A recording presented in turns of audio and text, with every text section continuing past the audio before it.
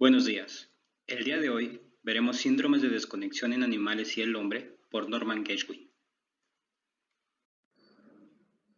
En cuanto al contenido, analizaremos algunos datos históricos, el concepto de síndrome de desconexión, conexiones en las áreas visuales, agnosias en animales, desconexiones del sistema límbico en el hombre, bases anatómicas del lenguaje, alexia pura con y sin agrafia y sordera pura de palabras. Como ya se nos ha mencionado, en la historia de la investigación, los primeros intereses se relacionaron entre las regiones del habla y el resto del cerebro. Es decir, fueron estos los primeros estudios que comenzaron a realizarse. Característico de ello es el trabajo de Wernicke, en 1874, cuando describió un síndrome afásico provocado de la desconexión de la zona sensorial del habla y la zona del habla motora a causa de una lesión en el hemisferio izquierdo. Por otro lado, Dejerin, en 1892, al describir la patología de alexia pura, fue probablemente el primero en dar cuenta de la sintomatología de una lesión del cuerpo calloso. Mientras tanto, en 1907, Hugo Lippmann realizó el análisis de síndromes resultantes de la desconexión de sustancia gris y sus áreas de desarrollo. Publicó la primera autopsia de un caso de sordera pura de palabras por una lesión unilateral, con la hipótesis de que el síndrome resultó de la desconexión del área del habla con las entradas auditivas de los hemisferios derecho e izquierdo. El mismo Lippmann describió otro caso en el que analizó cuidadosamente el comportamiento del paciente y lo explicó sobre la base de una serie de desconexiones. Fue entonces que comenzó a predecir los sitios de estas lesiones, y tiempo después, los estudios post-mortem confirmaron estas predicciones. En los años siguientes, Kurt Goldstein continuó publicando algunos trabajos que seguían confirmando lo que había mencionado Lippmann. Y el mismo Lippmann, en 1914, mencionó: aquellos que fueron mis críticos más severos ahora aceptan deliberadamente mi punto de vista, haciendo referencia a lo que él había explicado sobre los síndromes de desconexión. En ese mismo lapso de años, la neurología inglesa no presentaba interés alguno en las ideas de Lippmann. Nos encontrábamos en el periodo de entreguerras, es decir, alrededor de 1918 a 1939, lo cual sumaba a un desinterés por el análisis de los síndromes resultantes de desconexión. Sumado a ello, comenzaba el crecimiento de la psicología holística bajo la escuela Gestalt, y que, junto con el desarrollo de escuelas holísticas de psiquiatría, jugaron un papel importante para sumar a la pérdida de interés. De igual forma, el propio Dejerin y el mismo Lippmann, los cuales eran los principales contribuyentes de estas ideas, comenzaban a desaparecer. El interés por el cuerpo calloso comenzó a cambiar cuando Myers y Sperry, en 1953, demostraron que el animal seccionado del cuerpo calloso mostraba cambios dramáticos en el comportamiento si se examinaba adecuadamente. Es entonces que aparece Geschwin, pues el trabajo de estos autores recondujo a examinar los pacientes y sus funciones superiores de la mano de literatura clínica antigua. Al realizar esto, encontraron que la sintomatología de los pacientes tenía una gran relación con la afectación del cuerpo calloso. Uno de los pacientes mostró alexia pura sin agrafia, mientras que el segundo mostró sintomatología aún más grave. Geschwin, junto con Kaplan, atribuyeron esto a un infarto del cuerpo calloso. A partir de esto, Geschwin busca dar cuenta de las implicaciones de pensar en términos de desconexiones tanto para la práctica clínica como para la investigación. Es así que el término de síndrome de desconexión se aplica a los efectos de lesiones de las vías de asociación, ya sea de las que se encuentran en un hemisferio cerebral o de las que unen a ambos hemisferios. Pero para comprender esto, es conveniente considerar primero el aspecto anatómico de estas vías de conexión. Es por esto que se plantea el principio de Flechig, el cual afirma que las áreas receptivas primarias no tienen conexiones neocorticales directas excepto con las áreas adyacentes, es decir, con las áreas de asociación de uso común.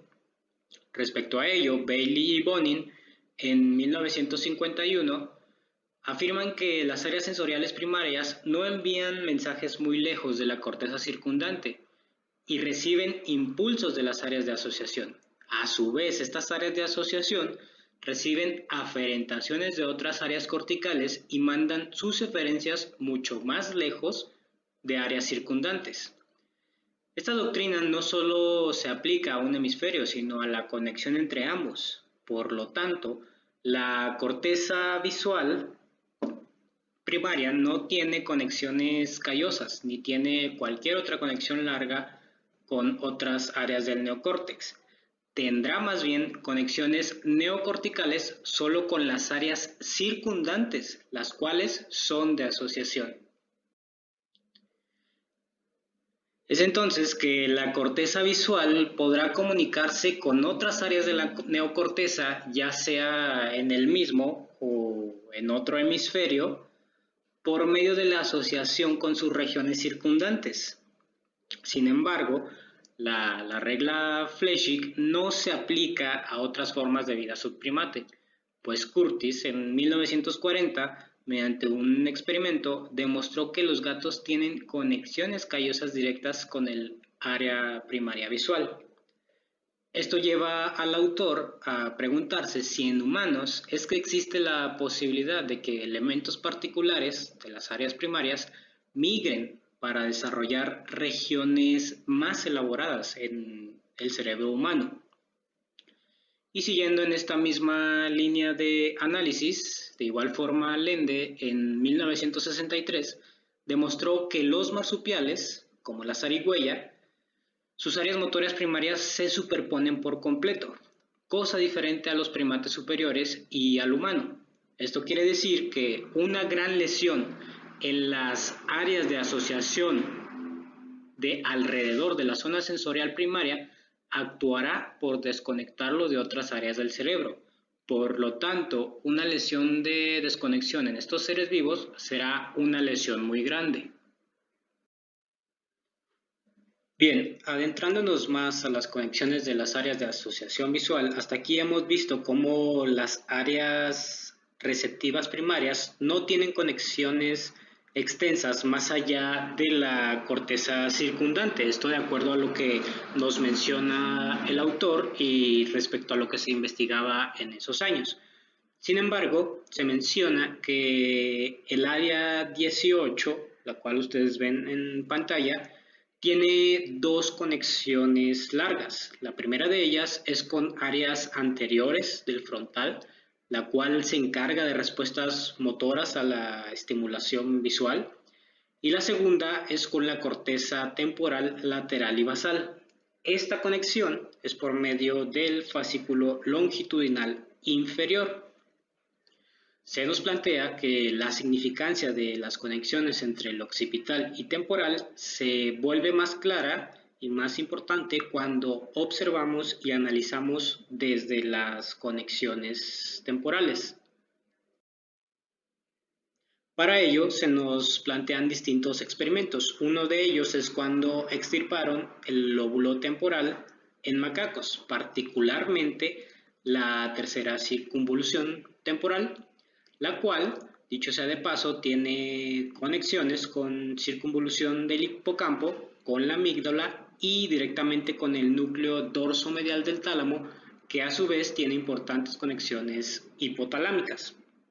Entonces, respecto a este experimento, en conclusión, Ackert y Colt en el 61 refirieron que la eliminación de la neocorteza en el macaco tiene importancia para demostrar la estrecha relación funcional anatómica entre la corteza del lóbulo temporal y el rinencéfalo. Por rinencéfalo nos referimos a un término de anatomía animal para hacer significado al bulbo olfatorio, el cual, como ustedes sabrán, está al servicio del olfato y tiene conexiones con el hipotálamo. El estudio de las lesiones de la propia corteza de asociación o de sus conexiones conduce naturalmente a una consideración de un grupo de alteraciones en los animales o al menos en los primates, que puede describirse razonablemente como agnosias. Para esto, la definición que nos da Gershwin en su texto es que la agnosia podríamos definirla vagamente como una perturbación de reconocimiento en presencia de una sensación elemental intacta. Iniciando con las extirpaciones del neocórtex temporal, presentándose un síndrome de desconexión visual límbica, Kluver y Bucy encontraron que la extirpación del lóbulo temporal, junto con sus conexiones límbicas, nos conduce a un síndrome característico que incluye de manera prominente y notablemente la pérdida de la capacidad de tomar decisiones correctas en cuanto al control visual. Sumado a esto, pues de igual forma se observa que se pierde la correcta retención visual. Eso los llevó a hablar o a comenzar a hablar de una agnosia visual. Investigadores posteriores mencionaron que la pérdida de la capacidad de retención visual podría ser por la lesión de la neocorteza temporal, en particular en las circunvoluciones medias e inferiores. Y se ha concluido que las divisiones o extirpaciones de estas áreas lleva a la pérdida del aprendizaje relacionado con seleccionar estímulos visuales. Esto se ha observado mucho en monos, específicamente, en quienes más se ha hecho esto. A pesar de ello, se conoce que sí pueden seguir aprendiendo distintas tareas en torno al aprendizaje visual, pero generalmente lo van a hacer de una forma más lenta que si no tuvieran este tipo de intervención. Y desde luego es importante mencionar que estas lesiones no producen en el aprendizaje problemas de otras modalidades que no sea el visual. Pero entonces la pregunta aquí es, ¿por qué una lesión en los giros medio e inferior del lóbulo temporal causa este tipo de lesiones? Para clarificarnos esta idea, se presenta un experimento donde se realiza un estudio con monos que se les colocó visualmente una cruz y un círculo. Si el mono presionaba en cualquiera de las dos figuras, se accionaba un mecanismo que le daba una pequeña bolita que era comestible. Ambas bolitas son idénticas físicamente, sin embargo, lo que sale debajo de la cruz es comestible y lo que sale debajo del círculo tiene un sabor amargo y no es comestible. Encontraron en el mono que aprende a que la cruz es lo que le da el artefacto comestible y comienza a evitar presionar el círculo, es decir, presiona solo lo que le da alimento. De alguna manera aprende a asociar la cruz con comestible y círculo con no comestible. Es decir, crea una vía visual gustativa o visual olfativa de asociación, a lo que Gershwin llama una vía visual rinoencefálica, por lo que se sugiere que las vías que conectan a la corteza visual con estas estructuras del rinencéfalo atraviesan la corteza temporal lateral, por lo que si se nos presenta una destrucción de estas áreas temporales, nos va a conducir a una desconexión entre lo visual y el rinencéfalo, ocasionando problemas en el mono como los descritos. Esta idea se amplió aún más cuando se mencionan distintos experimentos de aprendizaje donde la recompensa ya no solo es alimento, sino que es agua o es un estímulo sexual. Todos estos estímulos parecen depender de sistemas a los que estructuras de la región temporal medial tienen ricas conexiones. Por tanto, el lóbulo temporal es un refuerzo a estas conexiones, Esto no quiere decir que el lóbulo temporal se encargue de dar el placer o meramente de asociar todos los estímulos, sino que más bien el lóbulo temporal es el que colabora, es el que refuerza la conexión visual límbica para dar procesos adecuados ante determinados estímulos. Entonces, Hirschwin nos dice que la alteración del aprendizaje visual será el resultado de la desconexión de las vías entre la corteza visual y las áreas del sistema límbico, específicamente el rinencéfalo. Con esto puede decirse entonces que el síndrome de Kluver-Bucy era el efecto de una mezcla de alteraciones entre el rinencéfalo y el lóbulo temporal, donde se veían afectadas pues estas estructuras límbicas, el cual estaba caracterizado por constantes tendencias orales, es decir, tendencias exageradas a llevarse a objetos a la boca. Había también cambios a nivel de los hábitos alimentarios, había una notable hipersexualidad y desde luego una agnosia visual auditiva. Ante este síndrome y estas alteraciones descritas por estos autores, Gershwin se cuestiona si se pudieran presentar en los mismos animales otras características del síndrome de Kluver-Bucy, además de las mismas alteraciones visuales. La mayoría de los investigadores no habían registrado el hallazgo de muchas de las perturbaciones descritas por estos autores hasta entonces. Sin embargo, Acker en 1961 encontró algunas más de estas alteraciones en sus monos. Lo que hizo este autor fue que eliminó el polo temporal, así como la corteza temporal lateral y basal, y sus monos mostraron una marcada disminución en la capacidad de respuesta emocional en determinadas situaciones, mostrando así una marcada disminución de la respuesta al miedo ante escobas, ante objetos que parecía que les iban a pegar, ante serpientes de juguete. Entonces, dice el autor, parece razonable explicar esto por el hecho de que la lesión había cortado efectivamente gran parte de la vía entre la corteza visual y el sistema límbico, por lo que el despertar de las respuestas límbicas por estímulos visuales ya no se iba a producir.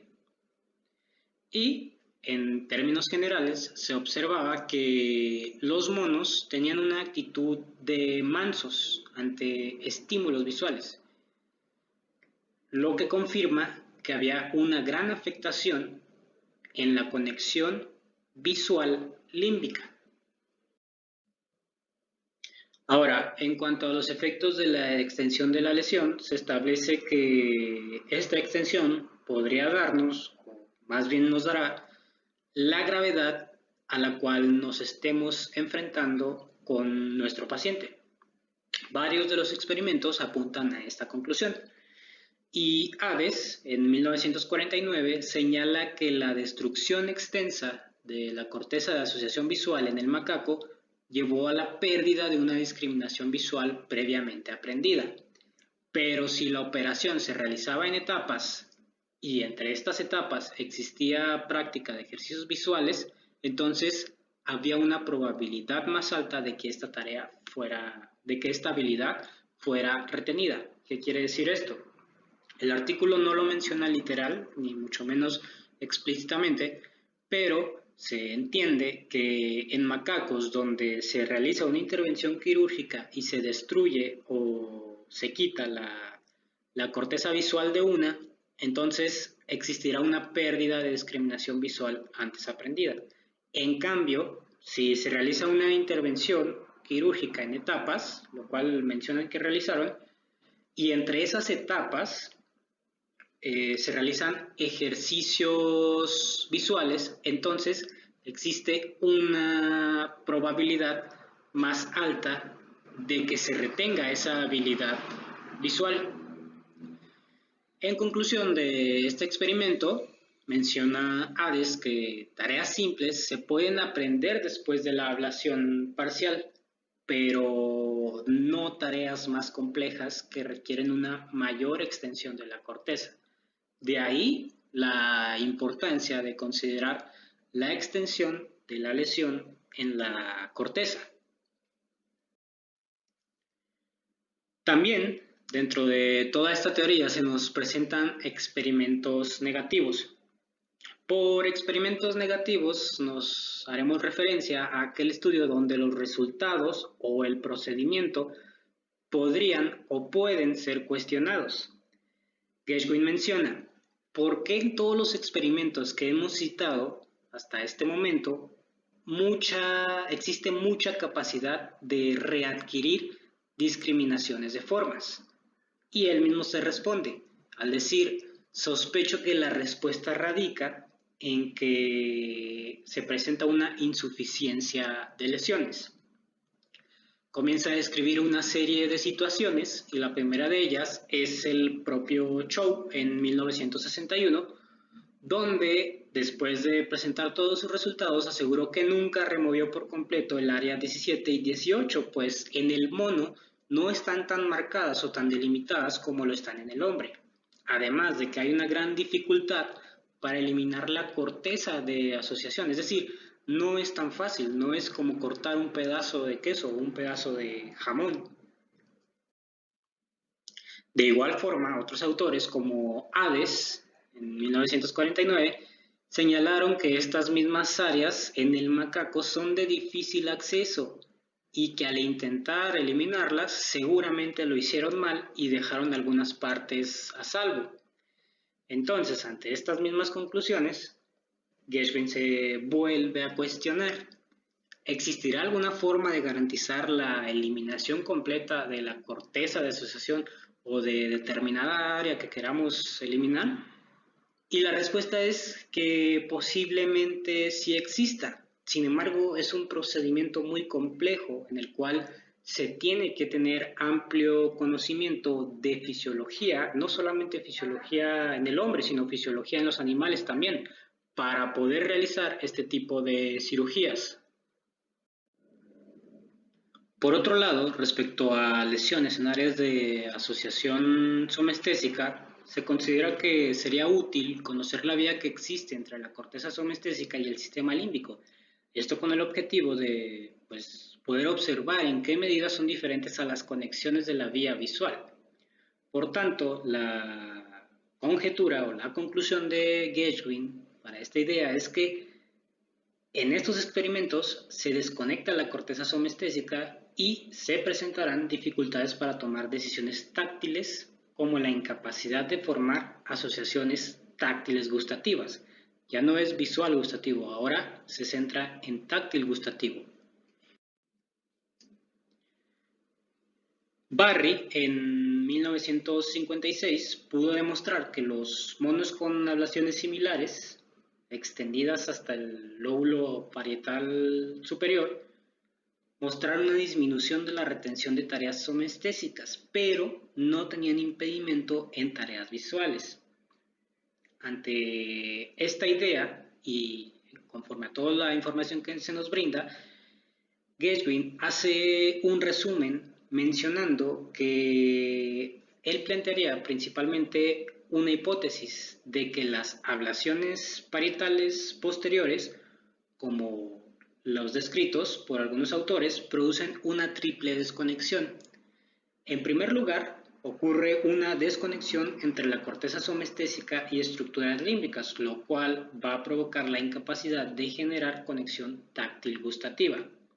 En segundo lugar, ocurre una desconexión entre las estructuras somestésicas de la corteza en ambos hemisferios. Y, en tercer lugar, ocurrirá una desconexión parieto-occipital donde ocurrirá una desorganización visual y por lo tanto el mono tendrá problemas para alcanzar objetos con sus manos dentro de su campo visual. Con toda esta información que hemos planteado hasta ahora, es momento de comenzar a hablar de desconexiones en el sistema límbico del hombre y también para dar introducción a la segunda parte de este texto. Hasta ahora se ha considerado las alteraciones de las funciones superiores en animales y ha puesto énfasis en las lesiones que desconectan los centros receptivos de estructuras rinencefálicas, específicamente hablando de animales. Sin embargo, se plantea y se pone sobre la mesa la pregunta sobre si existen en el hombre desconexiones del sistema límbico y, de ser así, cuáles son las manifestaciones de estas lesiones. El mismo Gershwin asegura que sí, ciertamente hay muy poca evidencia que ayude a responder a estas preguntas y por lo tanto hace referencia y deja muy en claro que esta sección debe considerarse muy especulativa. Recuerden los años en los que se planteaba este texto. El autor menciona que los vínculos sensorial rinoencefálicos observados en primates son menos comunes que en el hombre. Entonces, las lesiones en el hombre en áreas temporales mediales podrían producir distintas lesiones que las provocadas en un mono. De ahí la aclaración de Gershwin sobre las respuestas especulativas a esta hipótesis. Pero por respuestas especulativas se refiere a un tipo de respuestas que nos inciten a pensar, que nos inciten a investigar, no con el afán de demeritar investigaciones homólogas. Referente a este tema, se describe el síndrome definido por Childer y Stengel, el llamado asimbolia del dolor. En esta condición, el paciente no responde al dolor o incluso a gestos amenazantes. Algunos de los pacientes niegan explícitamente y deliberadamente sentir dolor. Por otro lado, era bastante característico o es bastante característico en estos pacientes que sí responden adecuadamente a amenazas verbales, pero tienen indiferencia a ruidos fuertes o a ruidos muy exagerados. Y una característica sorprendente de esta condición es el hecho de que tiende a ser fuertemente asociado con lesiones del lóbulo parietal dominante. Estos autores aportaron pruebas post-mortem de que la circunvolución supramarginal era la estructura involucrada en la simbolia del dolor. Y para reunir estos datos, especulativamente, se observaron más de que distintos autores han sugerido que la etapa terminal cortical de la vía del dolor se encuentra precisamente en la circunvolución supramarginal. Entonces, al asumir una desconexión del sistema límbico en el hombre, es concebible que mientras el paciente aún podía distinguir las cualidades del estímulo, él no tiene ninguna respuesta emocional, por eso no siente dolor, por eso parece indiferente a estímulos que le causen algún daño. Y en referencia a la nula respuesta a ruidos fuertes y desagradables, Gershwin menciona que es posible que el área auditiva secundaria cerca del camino del sistema límbico haya sido dañada por una lesión. Estas explicaciones también serían coherentes si consideramos el hecho de que estos pacientes pueden responder a amenazas expresadas verbalmente, que presumiblemente todavía pueden alcanzar al sistema límbico por conexiones desde el área posterior del habla, es decir, no pasan por la vía que hemos descrito, sino que pasan por conexiones desde el área posterior del habla en la superficie lateral del lóbulo temporal. Por otro lado, nos encontramos también con el síndrome de indiferencia congénita al dolor, que tiene un parecido definido con la simbolía del dolor.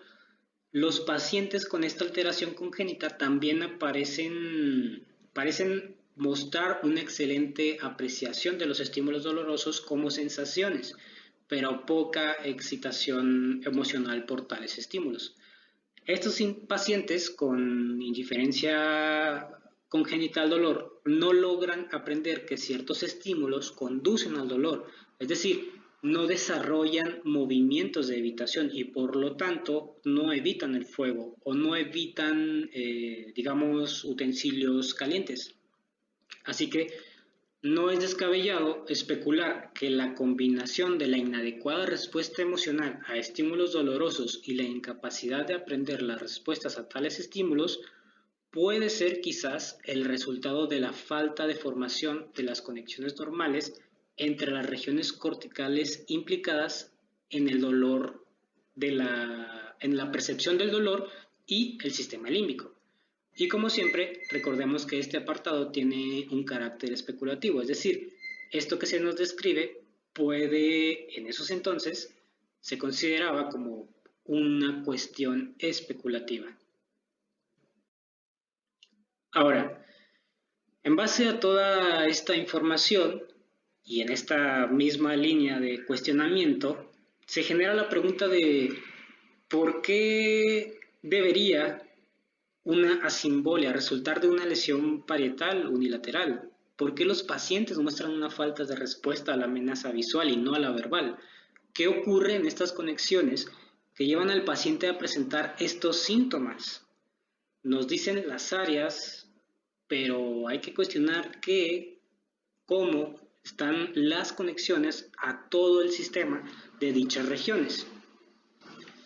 Para esto, dice Geschwin que la respuesta más sencilla, o al menos la que se plantea dentro de la lectura, es que puede hacerse referencia a una lesión en el área somática secundaria, pero esto no está probado concluyentemente, lo cual quiere decir que todo el problema de la simbolia y sus sustratos anatómicos necesitan todo una evaluación aún más detallada de la que ya nos plantean los autores para poder dar una descripción mejor. Y de acuerdo con esto, se asegura que las conexiones entre cualquier modalidad sensorial y el sistema límbico tienden a ser muy poderosas, es decir, son muy fuertes. Estas conexiones, entre otras cosas, sirven para respuestas emocionales a asociaciones sensoriales, a lo gustativo o a lo olfativo, como se ha descrito, mientras que otras conexiones no límbicas tienden a ser débiles, por lo que si hay una alteración a esas fuertes conexiones, entonces no se percibirá ni se sentirá correctamente ante cualquier estímulo que se nos presente, que es lo que ocurre en el síndrome congénito del dolor y en la simbolia del dolor. Esto es importante mencionarlo, pues el observar al hombre, estudiar, analizar al hombre, no solo se trata de verlo con una versión más compleja de la que damos cuenta al primate superior, sino que hay que entender toda su estructura anatómica más allá de lo que comúnmente se nos plantea. Ahora, ¿cómo podemos analizar el lenguaje en cuanto a estas vías?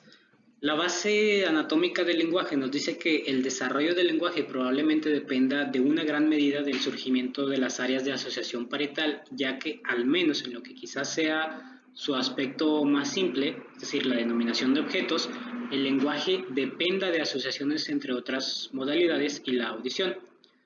La experiencia lingüística temprana lo más probable es que dependa, es lo que se plantea dentro del texto, es que dependa en gran medida de una formación somestésico y asociaciones visual auditivas o asociaciones auditivas. Entonces, menciona el autor que en formas subhumanas, las únicas asociaciones sensoriales fácilmente establecidas son aquellas entre un estímulo no límbico, es decir, visual, táctil, auditivo, y un estímulo límbico. Es solo en el hombre que las asociaciones entre dos estímulos no límbicos son fácilmente formadas, y es esta la capacidad que subyace en el aprendizaje de los nombres de los objetos. Esto quiere decir que en animales se crean asociaciones como fuego es igual a dolor, cruz me dará alimento, pero en el hombre sí se pueden formar asociaciones entre dos estímulos no límbicos. Sé que un sacapuntas sirve para afilar un lápiz, entiendo que al jalar la perilla se abre una puerta. Y esta situación es común y generalmente no me causan una emocionalidad. Es a eso que se refiere que estas asociaciones se hacen para tener el aprendizaje de nombrar objetos. Ahora, pasemos a la ceguera para las palabras sin agrafia. Esta condición patológica debe considerarse de especial importancia, ya que es probablemente el primer ejemplo de un síndrome de desconexión callosa para el cual los autores obtuvieron pruebas anatómicas claras. Geschwin menciona que Dejerin desarrolló su análisis de la ceguera a las palabras sobre la base de los hallazgos de dos pacientes, uno de ellos con alexia pura con agrafia y el otro alexia pura sin agrafia.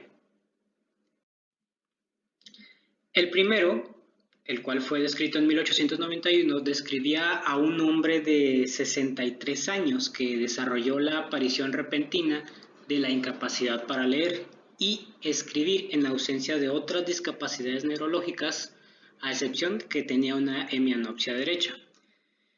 En la autopsia del cerebro estaba completamente normal, a excepción de una lesión que afecta a las 3/4 partes inferiores de la circunvolución angular y que penetra hacia adentro en el ventrículo lateral occipital. La extensión interna de la lesión, por supuesto, había involucrado conexiones ópticas. Entonces, Dejerin concluyó que la lesión había destruido un centro de memoria visual para las palabras. Por lo consiguiente, se perdió la capacidad de comprender el lenguaje escrito o escribir. El segundo paciente, el cual es más detallado y más largo, sufría una pérdida aguda de la capacidad de leer letras y palabras. Podía copiar palabras correctamente, podía escribir correctamente un guión espontáneo o al dictado, pero no podía leerlo.